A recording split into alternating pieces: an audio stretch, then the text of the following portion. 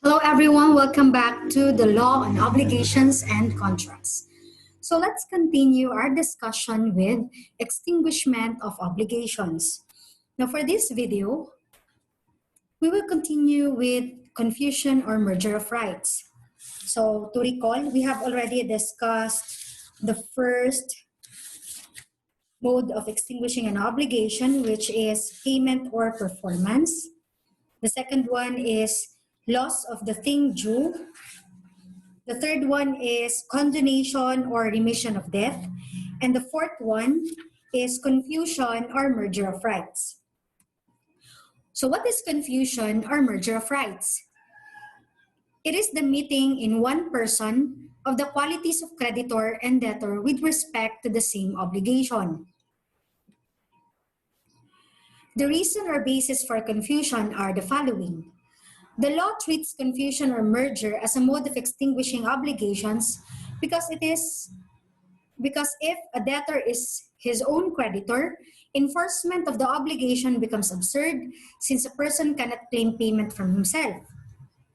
When there is a confusion of rights, the purposes for which the obligation may have been created are deemed realized. So to explain it briefly, when you say confusion or merger, it means that the qualities or the character of the debtor and the creditor is merged in one and the same person. And so, if that is the case, the obligation is deemed to have been extinguished. Bakit ganun? Let us say, for example, there is this debtor and creditor. Now, the debtor has an obligation to the creditor. Let us say a contract of loan. And in order to secure the said obligation, the debtor mortgaged his property to the creditor. Now, what if so there are two obligations here, right? We have the principal obligation, which is the contract of loan, and the contract of mortgage, for the mortgage of the property to the creditor. So let's talk about the contract of mortgage. Let us say, for example, they sold the property mortgage to C. So sino na ang may-ari ngayon ng property? Si C na. Kasi binenta ni D yung kanyang property mortgage to C. So anong mangyayari sa contract of mortgage kung yung mismong property na subject of that mortgage will be sold to the creditor or the mortgagee? Necessarily, kung ikaw ang mortgagee, yung property na subject ng mortgage binenta sa'yo, ikaw na ang may-ari, ibig sabihin, extinguish na ang contract of mortgage, tama? Kasi ikaw na ang may-ari ngayon ng property na subject ng mortgage. Naintindihan nyo?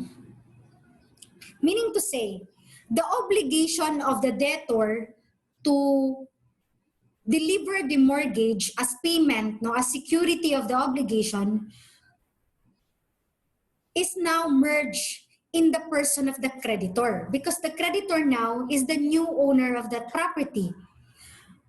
Ang sabi dito sa reason or basis for confusion, sabi dito, it would be absurd kung ikaw ngayon ang may-ari, ikaw may obligasyon na mag-deliver ng property as payment, as a mortgage, ikaw din yung creditor, it would be absurd na ikaw yung creditor, ikaw din yung debtor at the same time. So therefore, in effect, extinguish na dapat yung obligation. Kasi you cannot get money from your one side of the pocket and then transfer it to the other side of your pocket. So, absurd daw yung ganun na situation. Kaya ang effect niyan, kapag merong merger or confusion, extinguish na yung obligation. So later, we will encounter different examples in order to illustrate confusion or merger of rights. Now, let us discuss first the requisites of confusion. First, it must take place between the principal debtor and creditor. Kailangan yung subject ng obligation is between the principal debtor and the creditor, principal creditor. Otherwise, if the confusion or merger will take place between the principal debtor and another creditor, which is not the creditor of the subject of the obligation, then confusion or merger will not take place. Kasi dapat, si debtor at si creditor, debtor and creditor sila of each other in one obligation. Kung iba yung obligation na pinag-uusapan, hindi yun confusion or merger. Kasi dapat, debtor and creditor kayo ng isa't isa. And yung character ng debtor at ng creditor nag-merge in one person. It's either nag-merge siya sa person ni principal debtor or nag-merge siya sa person ni principal creditor. Depende yun siya.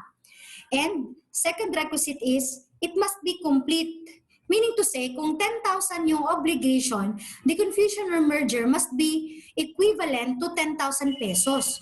Otherwise, if it is not complete, therefore partial lang yung extinguishment ng obligation. Meaning to say, kung magkano yung naiwan, they are still, it is still effective, no? Hindi siya na-extinguish by confusion or merger. Ayan, dito na tayo sa example. First example natin is DOC 10,000 pesos, for which D executed a negotiable promissory note in favor of C. So una sa lahat, ano itong negotiable promissory note? Meron kasi tayo sa batas na yung promissory note, pwede mo yang i-endorse sa ibang tao. Meaning to say, pwede mong ibenta yung promissory note based doon sa value na nakalagay sa promissory note. Example, yung nakalagay sa promissory note is 10,000 pesos. Pwede mo yang ibenta sa another person for 9,900 pesos. Kasi yung 100 pesos dyan, yun yung kita ng tao na binentahan mo ng promissory note. So you can endorse that if the promissory note is negotiable. So, valid yan sa batas na pwedeng para gustong kunyari, yung utang ni D is mag-due pa siya on December 31, 2020. And now, November 2020, kailangan mo na ngayon ng pera. So, you can, if the promissory note is negotiable, you can actually endorse it to another person. Kumbaga, ibibenta mo yung promissory note para makuha mo agad yung value ng promissory note. Hindi mo na hihintayin na babayaran ka ng debtor on December 31, 2020. So, ito yung nangyari dito sa example natin. Ayan, balikan natin yung example. DOC 10,000 pesos. Ibig sabihin, si D may utang kay C 10,000. Ngayon, yung ebidensya ng utang is through a negotiable promissory note na in-execute ni D in favor of C. Ngayon si C, kailangan niya ngayon ng pera. Hindi pa nag-mature yung promissory note, in-endorse niya yung promissory note kay E. In turn, si E naman, siguro hindi na niya kayang hintayin yung December 31, 2020, in-endorse niya further yung promissory note kay F. Ngayon, ang may hawak ng promissory note, si F na ngayon. So, ano ngayon ang right ni F on the promissory note? Ang right ni F, isa dyan is, on December 31, 2020, may right siya na maningil kay D based on the promissory note. Kasi yung promissory note, negotiable. Now, what if, for example, si F, bumili siya ng goods from the store of D. Instead na magbayad siya ng cash, in-endorse niya yung promissory note as payment for the goods. Ngayon, si D na ngayon, bumalik kay D yung promissory note, right? So, ibig sabihin, D is now the holder of the promissory note. Ano ang right ng holder ng promissory note na yan? Di ba sabi natin kanina, ang right niya is to collect from the debtor the amount stated in the promissory note. Ngayon, di ba si D yung debtor? Take note here that D becomes the creditor by accepting the promissory note from F for payment of the goods sold by D to F. Tama?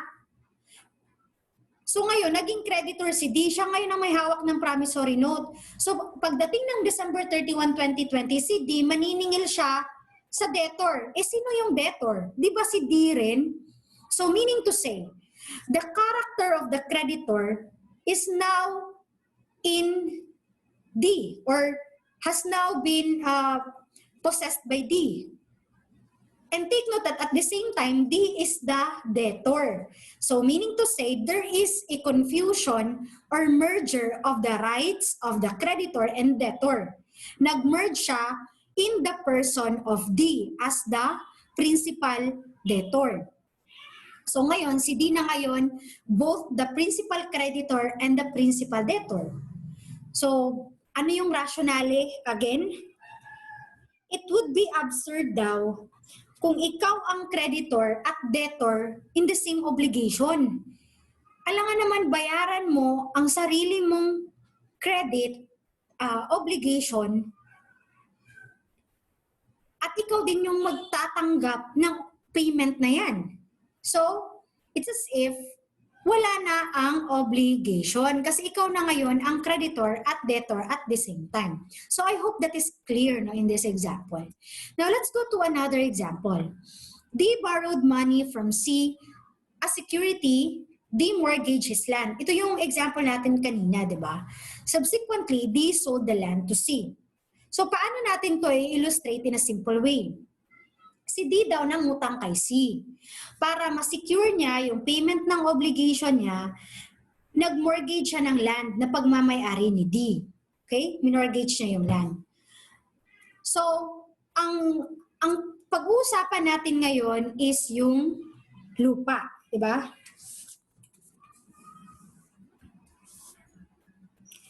Yung obligation, yung accessory obligation ng mortgage. Okay?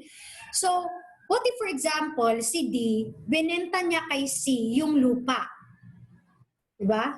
So, si C na ngayon ang may-ari ng lupa. At take note, remember, yung lupa na yan, naka-mortgage yan kay C para security sa loan ni D. Ano ang mangyayari ngayon sa mortgage? Ikaw, yung creditor na ang may-ari ngayon sa property na mortgage. So, ibig sabihin, ikaw ngayon, ang creditor, ikaw din yung debtor kasi ikaw yung may-ari ng lupa, tama? Na in the event na hindi makakabayad si D ng kanyang utang kay C, i-deliver yung lupa, ikaw yung may-ari ng lupa. So therefore, sabi ng batas, extinguish na yung contract of mortgage. Yung mortgage, wala na yung silbi kasi yung creditor mismo, siya na yung may-ari ng lupa, siya din yung creditor ng utang. Okay? So, meron ng confusion or merger. Pero, ano ang mangyayari sa contract of loan? Yung utang ni D kay C. Balik tayo doon sa principle na accessory follows the principal. But, the reverse is not true. Meaning to say, the principal will not follow the accessory. Ano ibig sabihin nun? Kapag na-extinguish ang accessory obligation, it doesn't follow that the principal obligation is extinguished. Yun ang principle dyan. On the other hand, kapag yung principal obligation na extinguished, it will follow that all the accessory obligations are extinguished. Kasi nga, accessory follows the principal. So in this case, since the accessory obligation of mortgage is already extinguished by confusion or merger of the rights, it doesn't follow that the contract of loan or the obligation on the contract of loan is also extinguished because the contract of loan is the principal obligation. Pero kung yung principal obligation ang na-extinguish, the accessory obligation of mortgage will necessarily be extinguished also. Based on the principle of accessory follows the principal. So I hope we are clear with that. Now let's proceed. Effect of merger in the person of the principal debtor or creditor. Okay. Under Article 1276, merger which takes place in the person of the principal debtor or creditor benefits the guarantors. Confusion which takes place in the person of any of the latter, meaning the guarantors, does not extinguish the obligation. So to understand this article better, let us have an illustration. So D borrowed money from C, evidenced by a promissory note. Let us presume that the promissory note here is a negotiable promissory note. G is the guarantor. Ayan, si guarantor, di ba? Nakahangad siya. So let us say, for example, ito si creditor, si C, in-endorse niya yung note to E. And then, from E, in-endorse niya to F. Si F ngayon, later, endorsed the same note to D.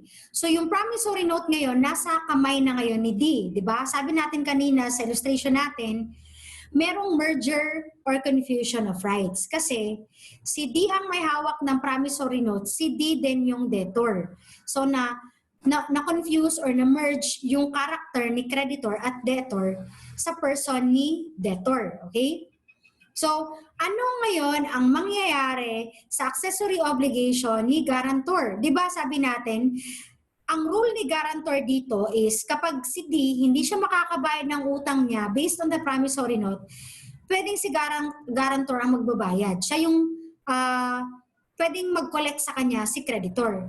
Pero ang nangyari is si debtor na ngayon ang naging creditor kasi si F, yung last creditor, in-endorse niya yung promissory note kay debtor. Merong merger or confusion. So, ang effect sa guarantor based sa Article 1276, extinguish na din yung obligation ni guarantor. Kasi nga, sabi natin, since there is confusion or merger of right in the person of the principal debtor and creditor, then the principal obligation is extinguished. Based on the principle of accessory follows the principal, the accessory obligation of guarantee is also extinguished by the extinguishment of the principal obligation through merger or confusion of rights. Okay? So I hope we are clear with that. However, if there is confusion or merger in the persons of the guarantors. Let us say, for example, maraming guarantor, nag-merge yung kanilang obligation. It doesn't follow that the principal obligation of debt or loan is also extinguished. Ayan. Now, let's proceed. Effect of merger in a joint or solidary obligation. Okay? What you should remember here is that in a joint obligation, yung obligasyon ng mga debtors dyan, kanya-kanya. Hindi pwedeng maghalo-halo. So, kung anong obligation ni A, ng isang joint debtor, hindi yun obligation ng another joint debtor. Remember that principle. So therefore, kapag merong confusion or merger, it will not extinguish the entire obligation. It will only extinguish the share corresponding to the creditor or debtor in whom the two characters concur. Kasi nga, kanya-kanya yung obligation in a joint obligation. Kung ano yung obligation ni joint debtor A, hindi yun obligation ni joint debtor B. Remember that principle. But with the solidary obligation, di ba, sa solidary, yung principle dyan, ang utang mo, utang ko din. So, one for all for one. Ganon. So, ibig sabihin, kapag may merger or confusion, kahit portion lang yan ng solidary obligation, it will extinguish the entire obligation. Ayan. So, that ends our discussion with merger or confusion of rights. So, let us continue our discussion next video. Goodbye!